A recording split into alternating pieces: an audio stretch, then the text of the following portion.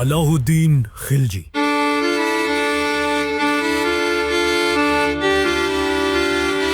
एक जालिम बादशाह जिसके एम्पायर में अगर कोई गोश्त वाला गोश्त का वेट कम करके बेचता तो उसकी बॉडी से उतना ही गोश्त काटा जाता था। उसके पास ऐसे जिन थे कि उसके मिनिस्टर्स अपने घर में भी इशारों से बातें करते थे क्योंकि उसे हर बात का पता चल जाता था। उसके जहन पे सिर्फ एक चीज सवार थी कि मैं इस दुनिया का सबसे पावरफुल इंसान हूं और मेरी इजाजत के बगैर इस एम्पायर में एक पत्ता भी ना हिल सके। इसी पावर को पाने के लिए उसने अपने ही चाचा जिसके हाथों में वो पला बड़ा था उसे मार दिया और खुद इंडिया का सबसे पावरफुल बादशाह बन गया।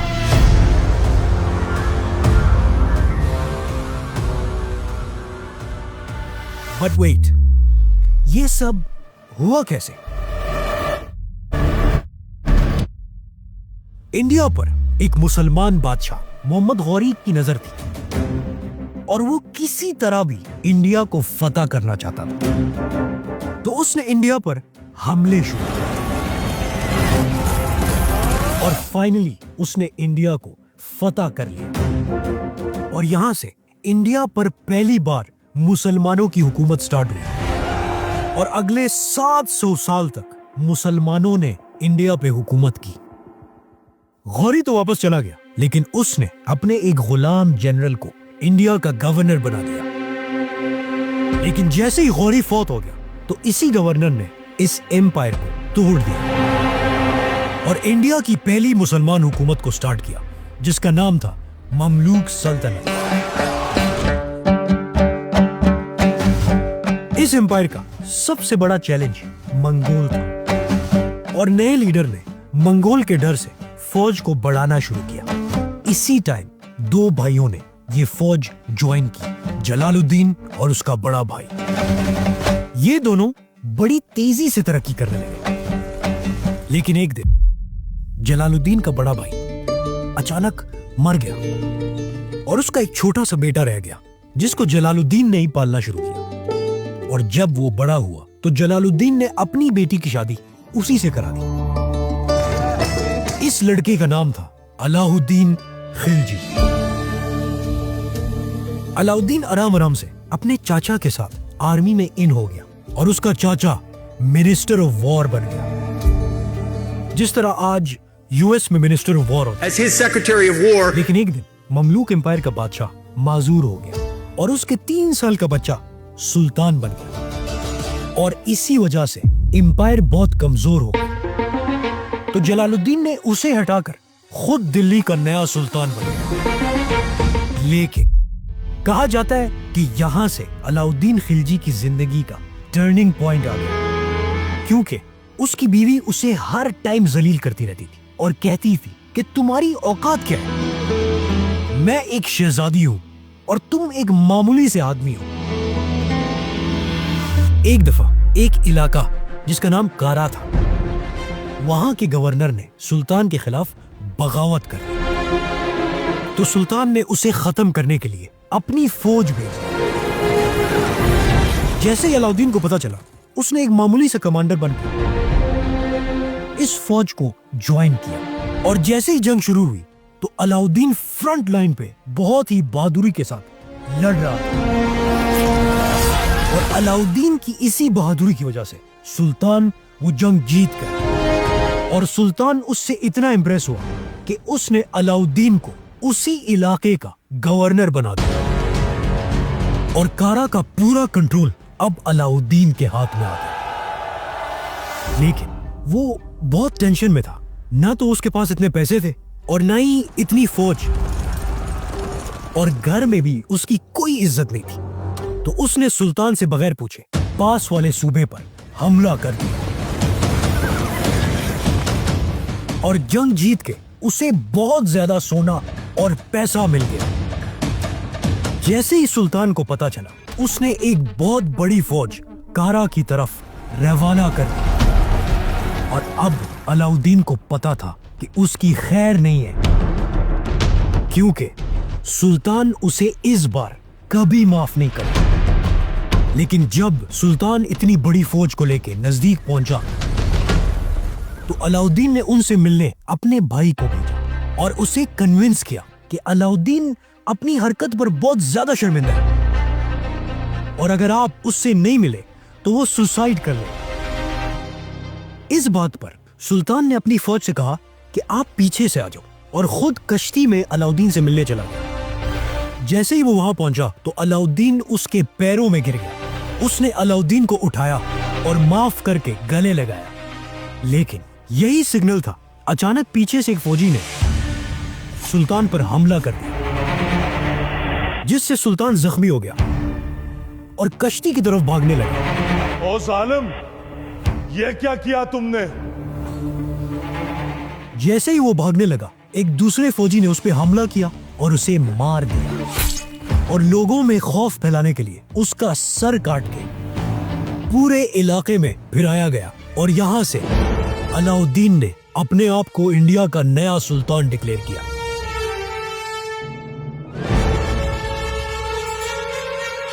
लेकिन दिल्ली पर कब्जा अब भी बहुत ही मुश्किल काम है, क्योंकि वहां के लोगों ने अलाउद्दीन को सुल्तान मानने से इनकार कर दिया था। तो अलाउद्दीन ने एक प्लान बना के दिल्ली की तरफ रवाना हुआ और रास्ते में हर इलाके में उसने ऐलान करवाया कि जो भी मेरी फौज में शामिल होगा उसे पूरे साल की एडवांस सैलरी मिलेगी। इसी वजह से फौज इतनी बड़ी हुई कि जब वो दिल्ली पहुंचा तो उसकी फौज 1 लाख से भी ज्यादा थी और लोगों के दिलों को जीतने के लिए उसने बड़े बड़े तोप सोने से भर दिए और दिल्ली की तरफ फायर करना शुरू कर दिया।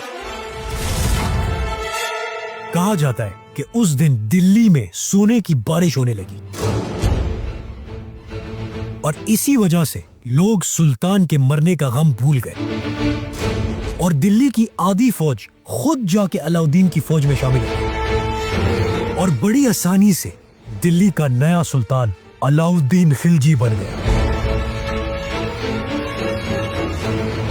अब जब अलाउद्दीन इंडिया का सबसे बड़ा बादशाह बन गया था और दिल्ली फुल अमीर हो चुका था और लोग खुशियां मना रहे थे, इसी टाइम अलाउद्दीन खिलजी की जिंदगी का सबसे खतरनाक चैलेंज सामने आ गया। उस वक्त की दुनिया की सुपर पावर छोटी आंखों वाले वो इतने स्पीड जाते थे, जब वो किसी फौज में घुस जाते तो उसे तबाह बर्बाद कर देते। उनकी जिंदगी का सिर्फ एक गोल था कि जितनी बड़ी जीत उतना बड़ा खोपड़ियों का मीनार, और ये थे मंगोल्स।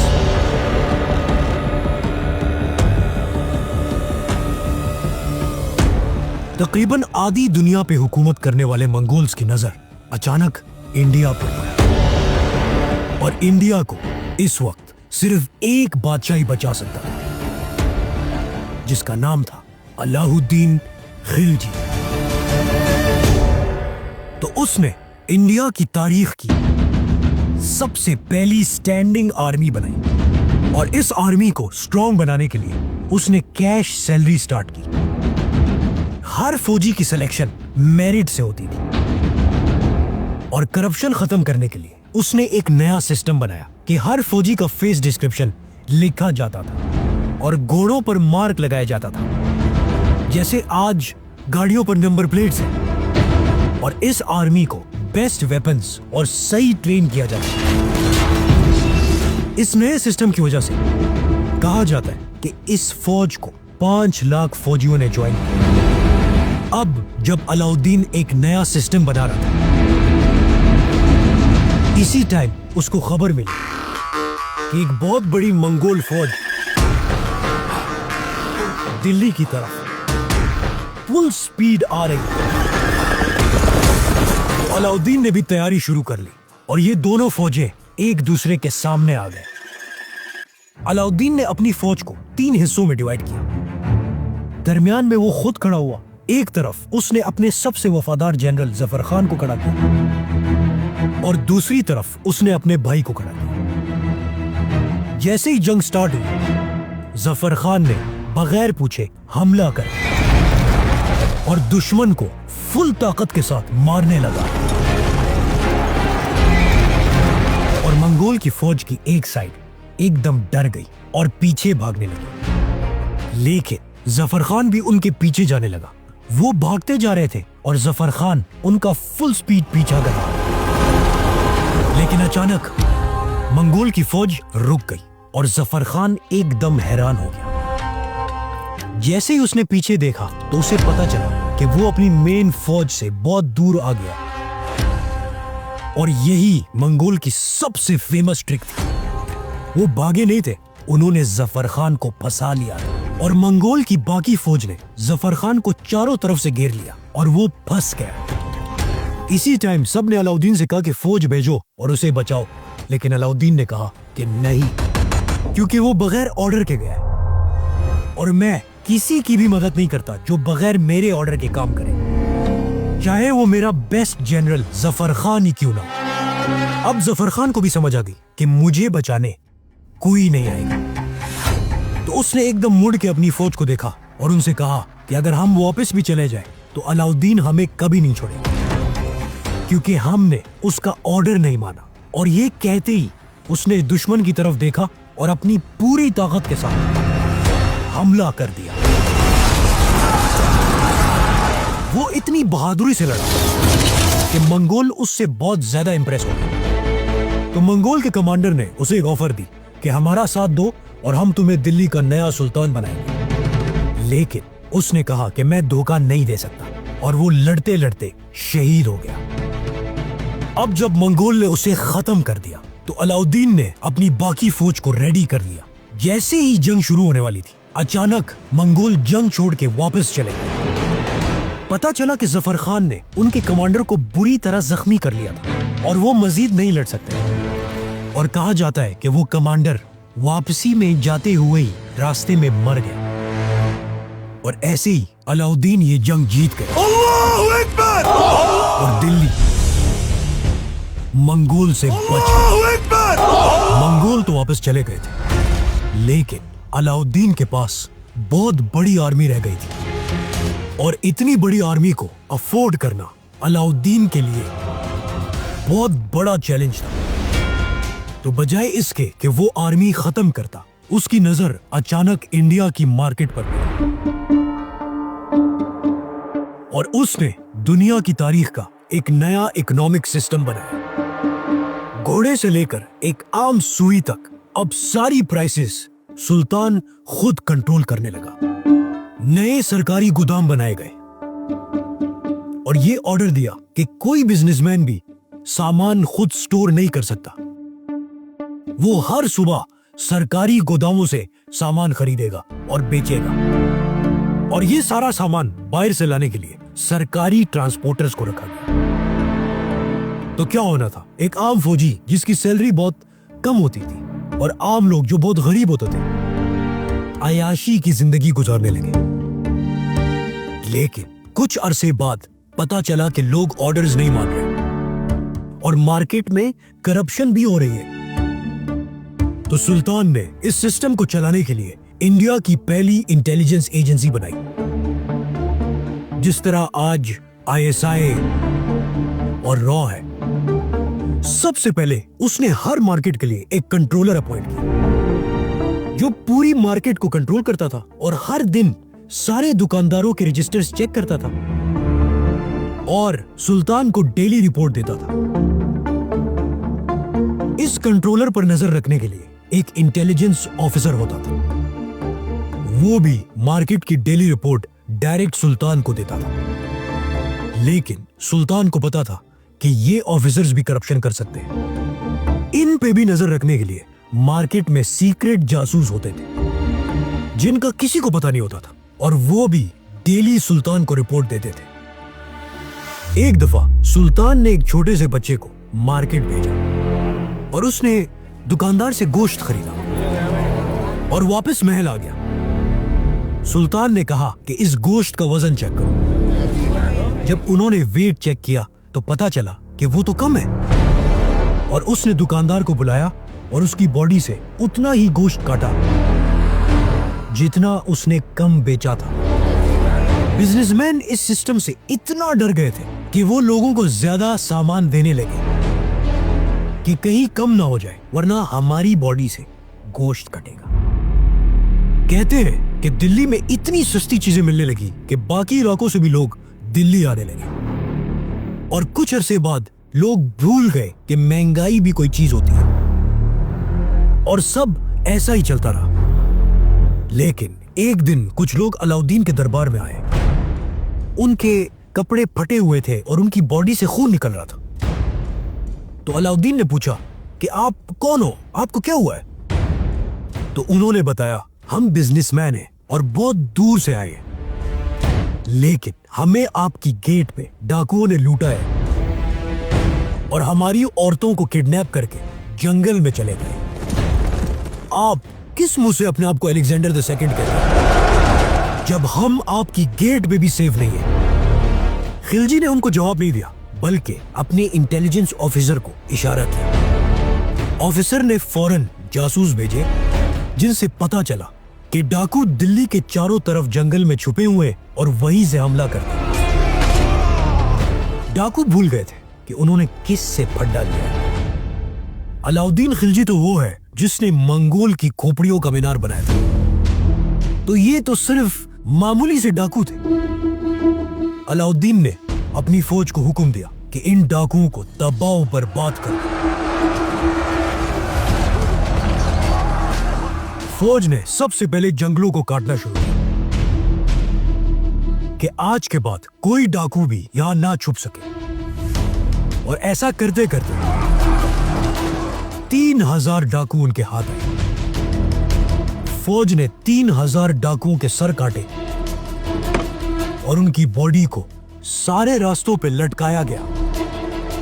इस खबर से बाकी क्रिमिनल्स इतने डर गए कि कहा जाता है कि उन्होंने चोरी छोड़कर मजदूरी शुरू की, क्योंकि खिलजी के दौर में डाका मारना सुसाइड करने के बराबर था। और उसने हुक्म दिया कि हर 10 मील पर एक चेक पोस्ट होगा जहां पे पुलिस खड़ी होगी और पुलिस की सैलरी बढ़ा दी। अगर वो रिश्वत लेता या उसके इलाके में कोई क्राइम होता तो वही ऑफिसर जिम्मेदार होता था और उसे अपनी जेब से पैसे भी देने होते थे। और अगर वो ऑफिसर लोगों को इंसाफ नहीं देता था तो उसको सबके सामने जलील किया जाता था और फिर सबके सामने उसकी बॉडी से चमड़ा निकाल दिया जाता था। इन खतरनाक सजाओं की वजह से ऑफिसर्स इतने डर गए थे कि वो रात को खुद रास्तों पे फिरते थे। अगर उनको कोई डंडा भी मिलता था वो भी उठा के सेव करते थे, ताकि अगर किसी ने इस पे भी शिकायत लगाई तो उन्हीं ऑफिसर्स को सजा मिले।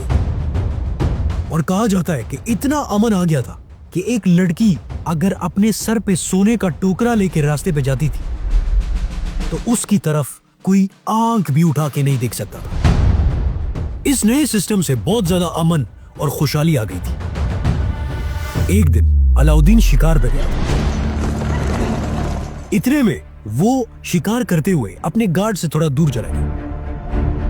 अचानक उस पर तीरों की बारिश होने लगी, जिसकी वजह से अलाउद्दीन जख्मी होकर गिर गया।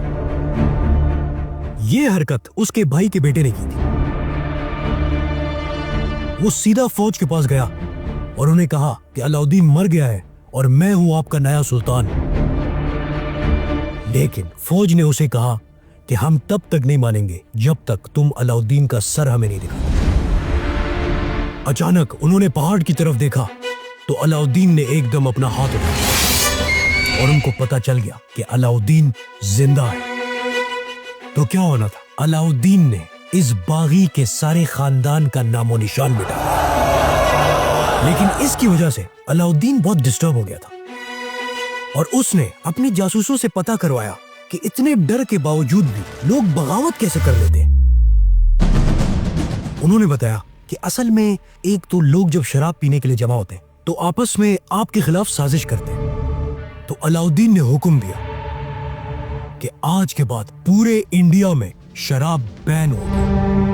और कहा जाता है कि उस दिन इतना शराब फेंका गया कि रास्ते कीचड़ से भर गए थे। दूसरी वजह उन्होंने ये बताई कि प्रोस्टिट्यूशन मतलब जिस्म फरोशी।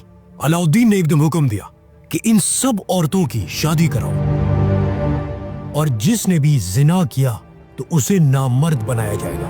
तीसरा रीजन उन्होंने ये बताया कि अमीर लोग एक दूसरों में शादियां करके पावरफुल बन जाते हैं। तो अलाउद्दीन ने हुक्म दिया कि आज के बाद मेरी इजाजत के बगैर ना तो कोई शादी होगी, ना कोई दावत होगी और ना ही कोई गैदरिंग होगी। और यहां से अलाउद्दीन ने अपने जासूसों को इतना बढ़ा दिया कि लोगों के घर की हर बात अलाउद्दीन को पता चल जाती थी और सब इतना डर गए थे कि उनको लगता था कि अलाउद्दीन के पास जिन है, जिसकी वजह से उसे घर के अंदर की बातें भी पता चल जाती है। ये इतना सख्त सिस्टम था कि कोई पत्ता भी सुल्तान की इजाजत के बगैर नहीं हिल सकता था। इसी वजह से अलाउद्दीन के पास पूरी एम्पायर का कंट्रोल आ गया और पहली बार मुसलमानों ने अलाउद्दीन की बादशाहत में साउथ इंडिया को भी फतह कर लिया।